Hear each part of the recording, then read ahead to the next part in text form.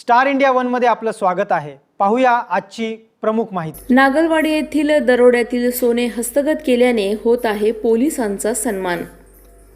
नागलवाडीचे सेवानिवृत्त शिक्षक गीते कुटुंबियांकडून पोलीस निरीक्षक तपाशी अधिकारी यांचा सन्मान।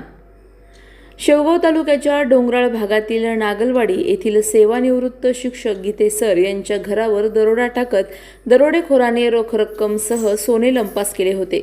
5 महिन्यानंतर स्थानिक गुन्हे शाखेने आरोपीचा छडा लावत त्याला पेड्या ठोकल्या आणि शेवगाव पोलिसांच्या ताब्यात आरोपीला देण्यात आले असून शेवगावचे कर्तव्यदक्ष पोलीस निरीक्षक मोहन बोरसे यांनी या दरोड्याचा छडा लावत व या दरोड्याचे तपासी अधिकारी म्हणून पोलीस उपनिरीक्षक बाजीराव सानप यांच्या अथक प्रयत्नातून चोरीला गेलेल्या 57 तोळे सोन्यापैकी 21 तोळे सोने सराफाकडून हस्तगत केल्यामुळे सेवानिवृत्त शिक्षक गीते सर व सौ गीते यांनी पोलीस निरीक्षक मोहन बोरसे, तपाशी अधिकारी पोलीस उपनिरीक्षक बाजीराव सानप, पोलीस उपनिरीक्षक विनोद खांडबहाले यांचा उत्कृष्ट कामगिरीबद्दल सन्मान केला।